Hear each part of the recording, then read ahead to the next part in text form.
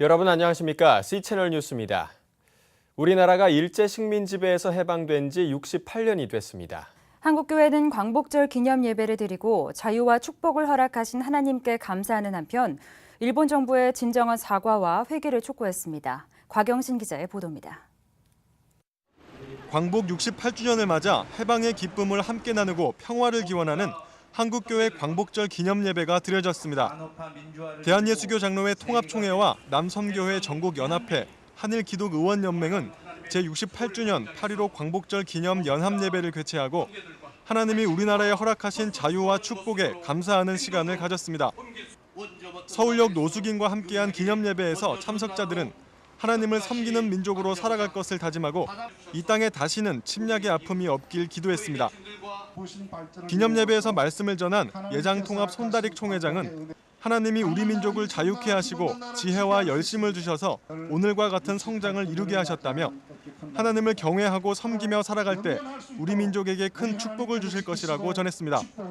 하나님의 도우심을 날마다 구하고 주님 의지하는 믿음으로 살아가는 나라가 되면 하나님 영원히 민족과 함께 계시고 이 나라의 축복이 영원하도록 지켜주실 것입니다.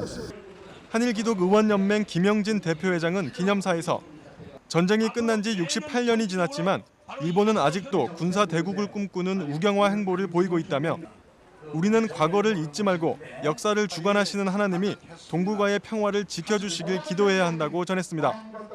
우리는 마음 가운데 비상하고 결연한 심정을 가지고 일제의 그런 허망한 군국주의 부활 시도를 우리가 저지하고 또 우주 만물을 창조하시고 역사를 섭리하시는 하나님께 우리가 이것을 고하고 예배에선 일본의 진정한 사과와 피해 보상, 동북아 평화를 바라는 8.15 광복절 선언문이 발표됐습니다.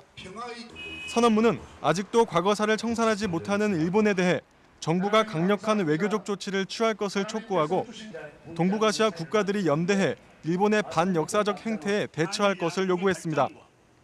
또 위안부 할머니, 원폭 피해자, 사할린 동포, 강제징용 노동자들에 대한 피해 보상 대책을 마련해야 한다고 요청했습니다. 특히 정신대 할머니 문제, 원폭 피해자 배상, 사할린 동포 대책, 강제 징집된 노무자 배상 대책 등을 올곧게 처리하도록 이를 촉구하는 대유엔 공동 결의안 제출할 것을. 한편 이날 예배에서는 15년 동안 서울 역전 파출소에 근무하며 노숙인들을 섬겨온 장준기 경위에게 감사패가 전해졌습니다. 이날 드려진 헌금은 국제사랑재단을 통해 북한 결시가동을 돕는 데 사용될 예정입니다. 침략전쟁과 식민지배의 비극이 끝난 지 68년이 지났지만 갈등의 역사는 아직도 청산되지 않고 피해자들의 아픔도 계속되고 있습니다. 우리 민족과 동북아의 평화를 위해 한국교회 전체가 기도를 멈추지 않아야 할 이유가 여기에 있습니다. C채널 뉴스 곽영신입니다.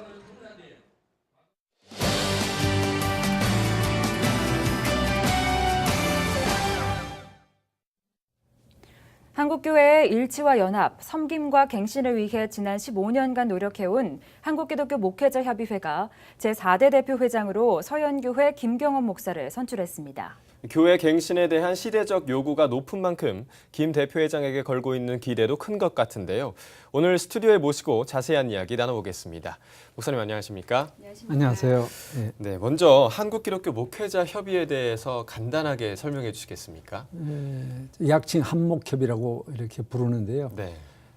역사가 15년 정도 된 그 한국교회 교계연합기구의 하나라고 볼 수 있습니다. 그런데 좀 특징이 있어요. 다른 기구와 달리. 뭐냐면은 이미 각 교단들마다 그 교단 안에 있는 갱신그룹의 목회자들 모임이 있었습니다. 네. 오랜 역사를 가지고 거의 많은 교단들이 그래서 약 15년 전에 각 교단에 소속된 갱신그룹 목회자들이 우리 교단의 갱신 운동은 끝날 것이 아니라 연합해서 한국교회 전체적인 갱신 그리고 나눔, 섬김, 일치 이런 운동을 벌리는 것이 좋겠다 하는데 뜻을 모으고 고 옥하는 목사님, 혹은 손인웅 목사님, 전병건 목사님, 조성김 목사님, 김원배 목사님 등등 한국교회 좀 지도급에 계시는 목회자들이 이 갱신그룹이 모였는데 15개 교단의 갱신그룹 목회자들이 합해서 한목협이라는 한 연합체를 만든 겁니다. 네.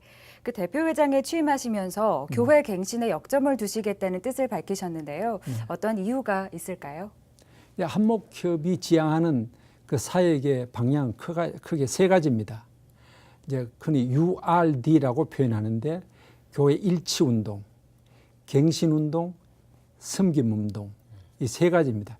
일치와 갱신과 섬김 이 사역을 그냥 균형 있게 쭉 해왔고 또 해갈 겁니다. 그런데 이제 역대 회장님들이 이 세 가지 사역을 하면서 어떤 분은 이제 일치 쪽에 교회 일치에 더 강조점을 두신 분도 있고 어떤 분은 갱신, 어떤 분은 이제 섬김, 이제 강조점이 있는데 이제 저는 생각을 이 세 가지를 다 균형 있게 하지만은 특히 갱신 쪽에 좀 더 무게를 두고 싶다 하는 생각을 제가 갖고 있는 것입니다. 네. 그렇다면 구체적으로 현재 한국교회에 가장 시급히 요구되는 교회 갱신의 과제는 무엇이라고 보십니까? 사실 이 세 가지 사역이 다 참 쉬운 사역은 아닙니다. 그 중에 더 어려운 사역이 이 갱신운동이 아닌가 생각이 되는데 교회 갱신이라고 말할 때에 그 갱신의 사역 방향이 뭐 여러 가지 둘 수 있습니다. 그런데 가장 중요한 갱신은 목회자 갱신입니다.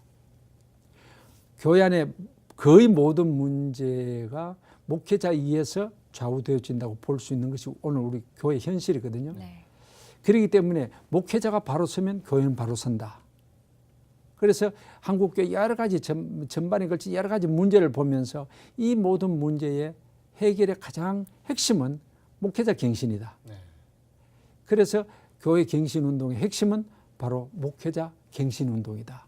그렇게 보는 것입니다. 네. 지금 방금 말씀하셨듯이 이 과제들을 해결하기 위해서는 목회자들이 앞장서야 할 텐데요. 구체적으로 목회자들이 어떤 노력을 기울여야 할까요? 부끄럽게도 저도 목회자입니다만은 오늘 한국교회 이구석 저구석에서 생겨난 여러 가지 문제들 그 중심에 목회자가 다 서 있거든요. 네. 오늘 목회자들이 왜 이럴까? 물론 그렇지 않은 대부분의 목회자가 있습니다만은 저는 생각할 때 이 목회자가 목회자로서의 그 본연의 위치를 좀 떠나지 않았는가? 네. 그 본연의 위치가 뭐겠는가? 첫째는 이 소명입니다. 하나님께서 나를 목회자로 부르셨다. 왜 부르셨는가? 이 소명감에 의해서 사역이 시작이 되어지고 항상 소명의식으로 일해야 되는데 부끄럽게도 이 목회자 출발이 소명에서 출발하지 않는다든지 혹은 소명감을 상실해 버릴 때에 목회자 개인도 위기가 오고 그것은 곧 한국교회 위기다 이렇게 진단을 하는 경우가 많이 있거든요. 저는 사실 그 진단에 동의를 합니다. 그리고 그다음에는 또 다른 하나의 목회자가 다시 회복해야 될 것은 뭐냐 하면은 거룩성입니다. 소위 목회자다움. 일반 세상 사람들과 그리스도인의 그 차이, 그러니까 그리스도인다움이 요구되죠. 마찬가지로 목회자는 목회자다움이 요구되는데 그 목회자다움이 뭐겠는가? 뭐 여러 가지 이야기할 수 있지만 가장 중요한 것은 거룩성이다. 그것을 상실할 때 문제가 생기지고 그렇기 때문에 목회자 갱신운동은 소명의식을 회복하고 목회자다움, 즉 거룩성 회복하는 운동이 바로 갱신운동의 시작이다. 그렇게 생각이 됩니다. 네. 네. 그러한 그 갱신 운동이 네. 이 한국교회 전반으로 확산돼야 할 텐데요. 네. 말씀하신 갱신 운동이 이 한목협이 그동안 전개해 왔던 교회 연합 운동과 어떤 연관성이 있을까요? 뭐 교회 연합운동과 직접적인 그 갱신은 뭐 직접적인 연관은 뭐 생각이 어렵고요.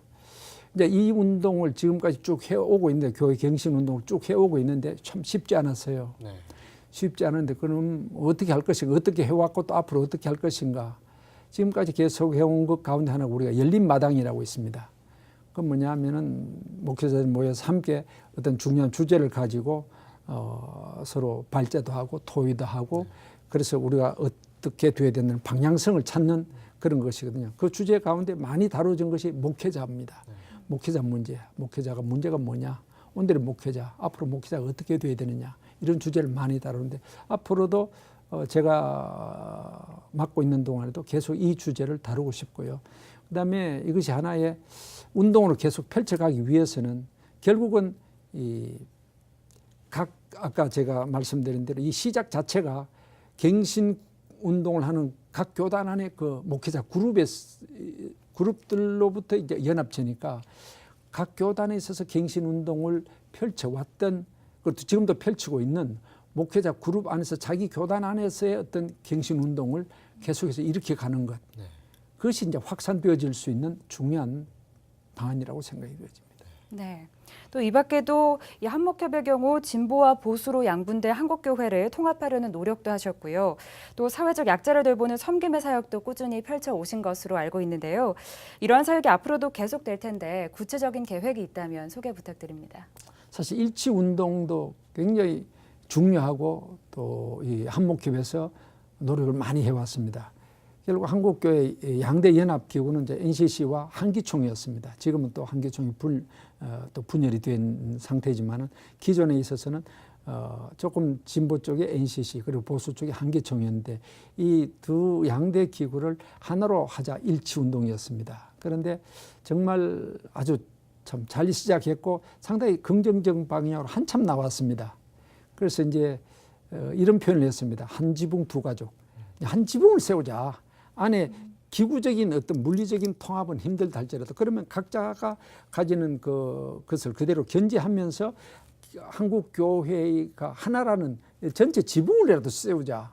그 운동을 펼쳐와서 굉장히 진전이 잘 되었습니다. 그래서 그 로드맵대로 진행되었다면 2007년도에는 이 한 지붕 두 가지 되었어야 돼요. 그래 한국 교회는 하나다 하는 것을 외적으로 나타낼 수 있는 기회였는데 불행하도 마지막 부분에 와서 그것이 되질 않았어요. 그래서 그것이 안 되고 나서 상당히 이제 벌써 한 5, 6년 동안 이 일치 운동에 대해서 상당히 좀 성과가 없었어요. 그래서 작년, 재작년 지난번 회계 회장님께서 주도를 하셔서 한국교회 일치연합운동을 계속 기도회를 각 교단별로 돌아가면서 기도회를 계속해 오고 있고요. 이제 앞으로도 이제 이것은 일치운동은 계속해 나가야 될 과제인데 그 중에 하나 했던 것이 뭐냐면 교단장 협의회라는 것을 만들었습니다. 한목협이 주도가 되어서 이건 뭐냐면 한국교회 연합의 가장 건실한 모델은 각 교단의 교단장이 함께 모여서 교단장 협의회를 만들고 그 교단장 협의회가 한국교회 대표성을 가지면 좋겠다. 이제 그런 취지에서 또 시작이 되었습니다. 몇 년 가다가 또 그것이 또 중단돼 버리고 말았어요. 그래서 앞으로도 일치운동을 위해서는 교단장 협의회 같은 기구를 다시 가동시키는 것이 지금 현 시점에서 필요하지 않는가 하는 그런 생각을 가져봅니다. 네. 그 일치운동 말고도요, 또 섬김의 사역, 혹시 구체적인 계획이 있으신가요? 섬김의 사역은 지금까지 해온 게 이제 소위 약자에 대한 그 관심과 돌봄이었거든요. 그래서 지금까지 한목협이 해온 것 가운데 하나가 이제 어떤 특별한 사건이 있을 때 즉각적으로 대응도 하지만은 주로 이제 연말 쪽에 가서 탈북자들 그리고 그다음에 다문화 가정 그리고 주로 이제 서울시에 있는 아주 소외 계층들 이제 그런 계층에 찾아가서 그들과 함께하는 성탄 예배 또 그들에게 이제 정말 그리스도의 사랑을 나타내는 그런 행사들을 매년 쭉 해오고 있고 이것은 앞으로도 계속 해가야 될 그런 사업으로 생각이 되어집니다. 네. 네, 목사님께서는 이 청렴하고 올곧은 선비와 같다라는 그런 평가를 듣고 계시다고 하는데요. 특별히 가지신 목회 철학이나 또 삶의 기준이 있으신가요? 너무 과분한 평가고요. 저는 그저 보통 목사, 평범한 목사고 또 그런 목사로 지내기를 원하고 있습니다. 제가 이제 한 40년 가까이 지금 사역을 하고 있고 또 지금 제가 섬기는 교회는 지금 34년째인데요. 저는 교회가 교회 되게 하라는 그런 슬로건을 걸고 있습니다. 내 자신이. 교회가 뭐냐? 교회는 교회다워야 된다. 그래서 교회가 해야 될 일을 제대로 하는 것.